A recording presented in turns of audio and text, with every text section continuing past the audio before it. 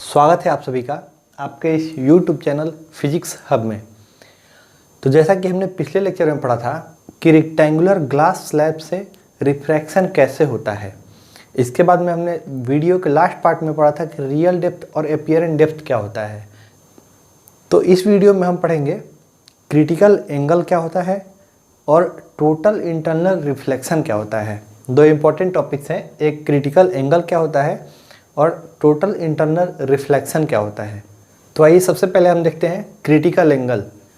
तो ये critical angle जो एक नया टर्म आया है, angle of incidence, angle of reflection, angle of refraction, इन सब के अलावा ये जो नया टर्म आया है क्रिटिकल एंगल, इसको हम ऐसे समझते हैं कि लाइट की रे जब भी अगर डेंसर से रेयरर मीडियम में जाती है तो हम ये जानते हैं, अगर ये डेंसर मीडियम हुआ, ये रेयरर मीडियम, ये डेंसर मीडियम हुआ और ये रेयरर मीडियम हुआ और हमने एक यहाँ पे नॉर्मल बना दिया, तो जब भी लाइट की रे डेंसर से रेयरर में जाएगी तो हमें ये पता है कि वो नॉर्मल से दूर की तरफ भागेगी, नॉर्मल से दूर की तरफ भागेगी, वो ऐसा सीधा ना जाके कुछ नॉर्मल से दूर जाएगी।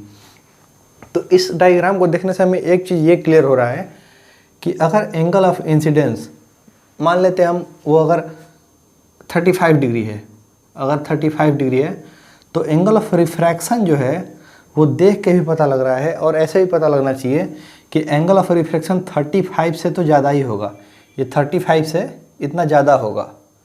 इसका मतलब ये हुआ कि आई जो है, एंगल आई, वो ग्रेटर देन है एंगल आर से हर केस में।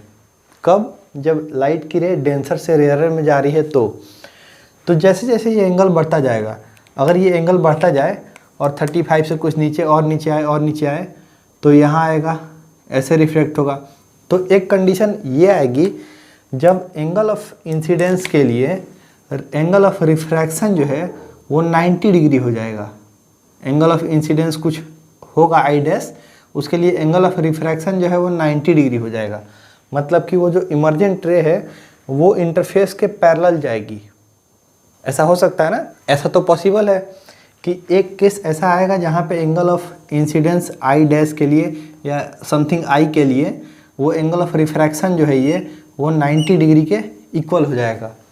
तो यही जो एंगल आई है उसे बोलते हैं क्रिटिकल एंगल, आई सी। इस एंगल को बोलते हैं क्रिटिकल एंगल। तो एक बार फिर से समझते हैं कि जब लाइट की रे डेंसर से रेयरर मीडियम में जाएगी, डेंसर से रेयरर में जानी चाहिए, ये याद रखिएगा, वो रेयरर से डेंसर में न जाए, क्योंकि जब रेयर से डेंसर में जाएगी तब तो नॉर्मल की तरफ मुड़ने लगेगी, फिर उसको ज़्यादा लंबा दूरी तय करना पड़ेगा, वो उस केस में पॉसिबल ही नहीं है।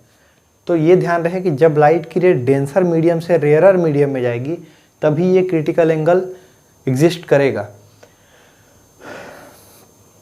और क्रिटिकल एंगल कैसे मिल रहा है? जब किसी पर्टिकुलर एंगल ऑफ इंसिडेंस के लिए एंगल ऑफ रिफ्रैक्शन जो है वो 90 डिग्री हो जा रहा है, तो उस एंगल ऑफ इंसिडेंस को बोलते हैं क्रिटिकल एंगल। तो अब हम आपको इसका डिफिनीशन बता देते हैं।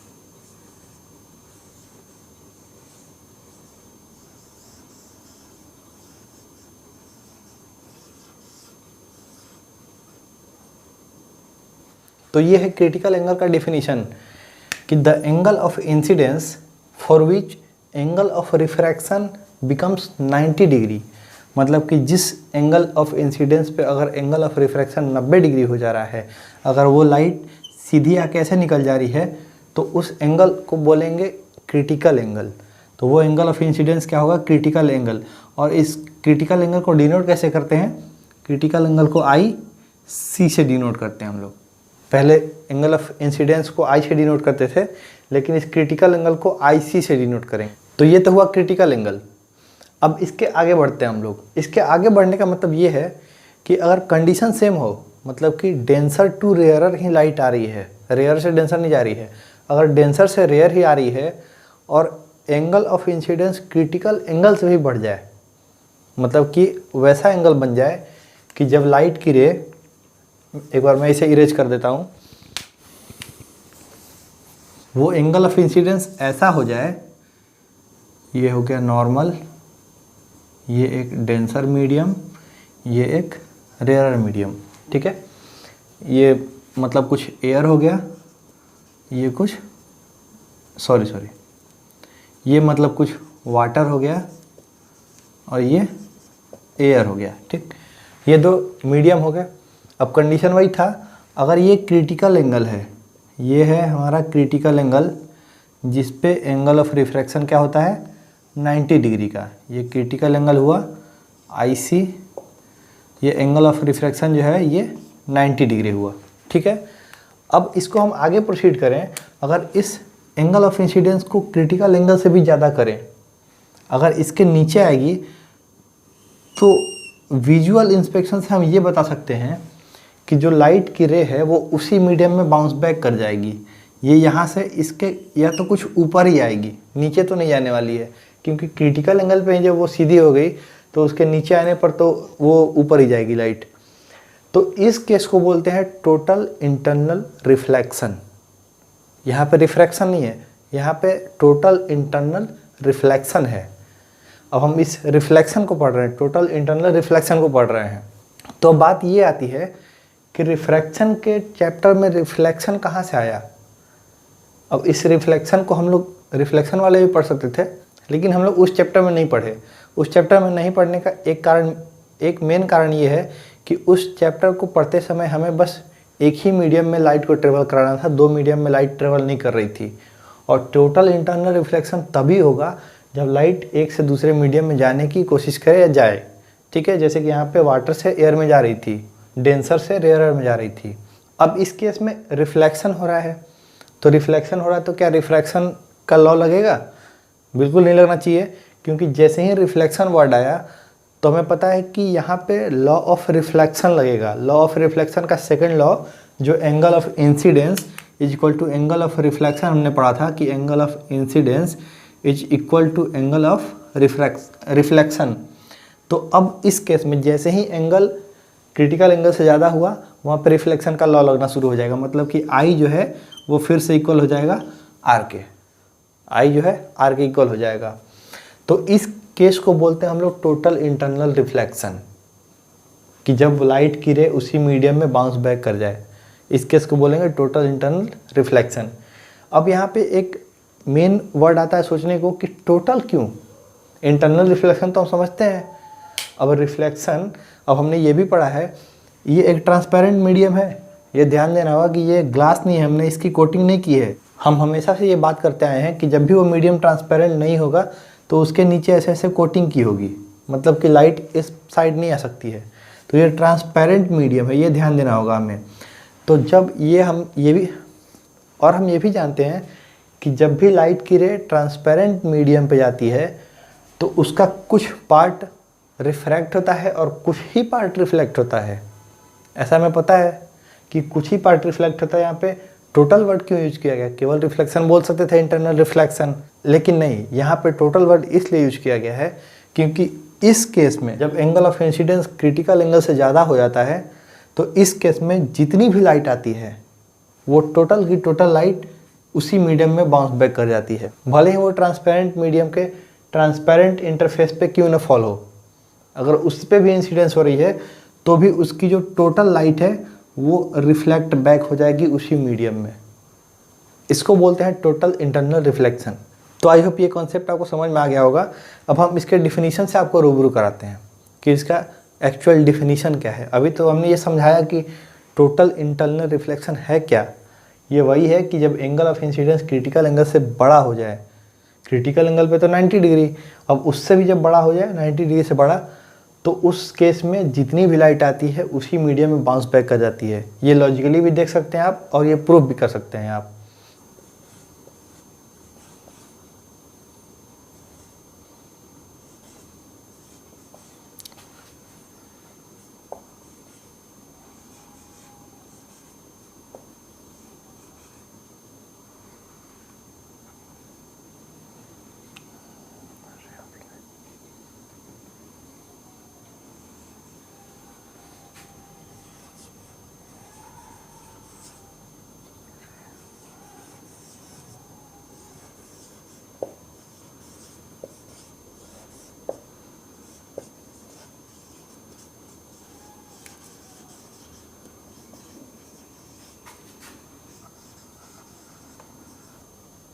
तो ये है डिफिनीशन टोटल इंटरनल रिफ्लेक्शन का।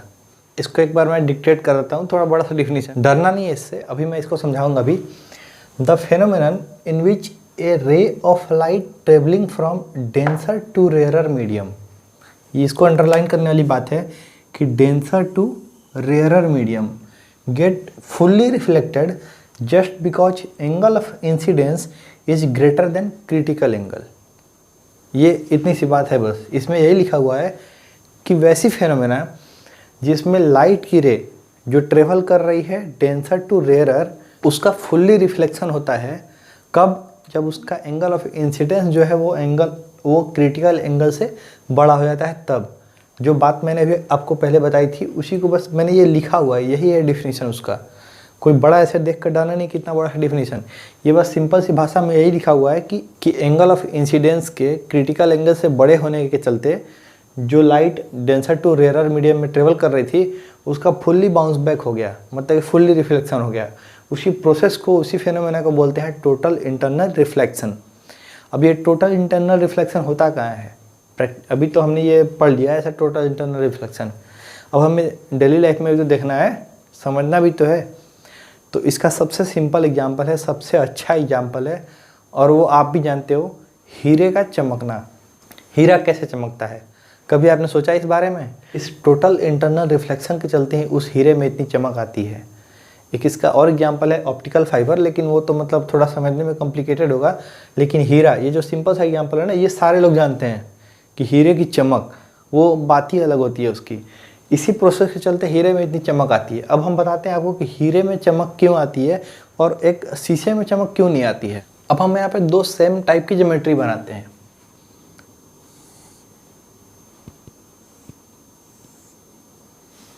ये एक डायमंड है, ये एक नॉर्मल सी ग्लास है।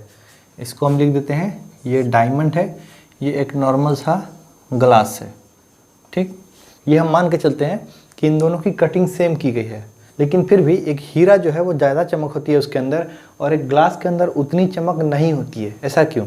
इसके पीछे जो मेन रीज़न है वो ये है कि डायमंड का जो रिफ्रैक्टिव इंडेक्स है वो 2.42 है, सबसे ज़्यादा है वो, और ग्लास का रिफ्रैक्टिव इंडेक्स 1.52 के अप्रॉक्स। तो अब होता क्या है, एक वो कहावत है ना कि असली हीरे को जौहरी तराशता है, तो तराशने वाली बात जो है ना वो इसमें मेन इंपॉर्टेंट है कि हीरे की कटिंग, जो इसके शेप की कटिंग होती है वो उस हिसाब से की जाती है कि इसके अंदर जाने वाली मैक्सिमम लाइट जो है उनको उसके क्रिटिकल एंगल से ज़्यादा का एंगल मिले, और एक बार जो लाइट उसके अंदर चली गई कि वो जल्दी बाहर नहीं निकलती है उससे।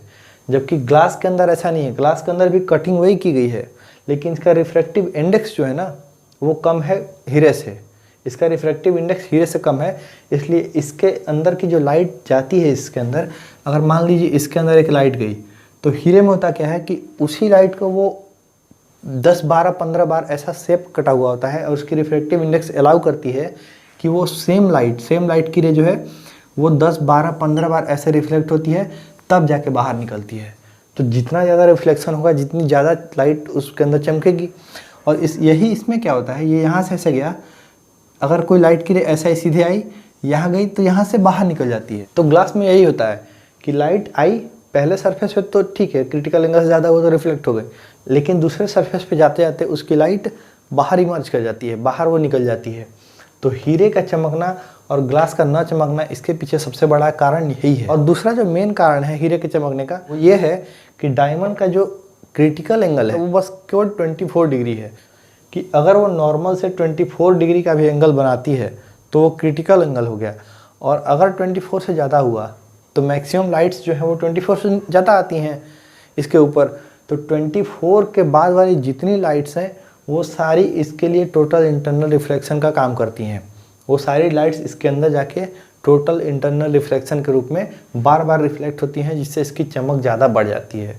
सिंपल सा रीजन यही है, और इसके अंदर ऐसा कुछ खास डिवाइस नहीं लगा होता है कि इसके अंदर लाइट बल्ब जल रहा है वो चमक रहा है।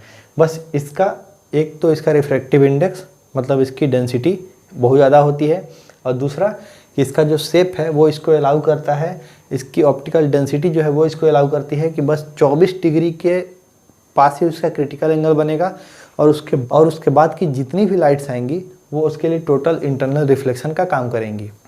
तो एक बार फिर से मैं इस वीडियो को समराइज कर देता हूँ। इस वीडियो में हमने ये पढ़ा कि क्रिटिकल एंगल क्या है।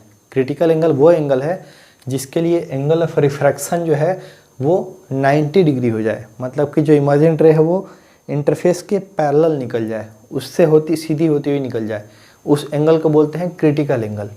इसके बाद हमने पढ़ा कि जब उस एंगल को क्रिटिकल एंगल से बढ़ाते हैं, एक्सटेंड करते हैं, तो क्या होता है, तब कंसेप्ट आता है टोटल इंटरनल रिफ्लेक्शन का।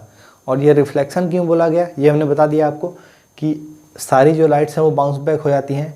और टोटल क्यों बोला गया ये भी बता दिया, क्योंकि क्रिटिकल एंगल तक तो कुछ लाइट पैरेलल जा रही थी, उससे क्रिटिकल एंगल से कम हुआ तो लाइट अंदर वो ट्रांसपेरेंट मीडियम के अंदर जा रही थी, लेकिन जैसे ही ज़्यादा हुआ तो सारी की सारी जितनी भी लाइट जा रही हैं वो सारी की सारी उसी मीडियम में वापस आ जा रही हैं। और इन दोनों प्रोसेस में सबसे जो मेन इंपॉर्टेंट पॉइंट था वो मेन इंपॉर्टेंट पॉइंट ये था कि लाइट की रे डेंसर टू रेयरर जानी चाहिए, मतलब कि हाई रिफ्रैक्टिव इंडेक्स वाले मीडियम से लो रिफ्रैक्टिव इंडेक्स वाले में जाना चाहिए, तभी वो नॉर्मल से दूर होने वाली प्रोसेस होगी और तभी ये दोनों चीज़ें एग्जिस्ट करेंगी। इसके बाद हमने बताया आपको कि हीरे में इतनी चमक क्यों होती है, उसके पीछे चमकने का जो मेन कारण है अभी हमने आपको बताया। तो इस वीडियो में इतना ही। ये दो इंपॉर्टेंट टॉपिक थे जिनको डिस्कस करना था। अब अगले वीडियो में हम पढ़ेंगे लेंस क्या होता है, टाइप ऑफ लेंस क्या होते हैं और लेंस से रिलेटेड टर्म्स क्या क्या हैं। तो फिलहाल इस वीडियो में इतना ही। अगर ये एक अच्छा सा कॉन्सेप्ट आपको समझ में आ गया होगा तो इस वीडियो को लाइक ज़रूर करें, शेयर करें और सब्सक्राइब का बटन दबाना ना भूलें।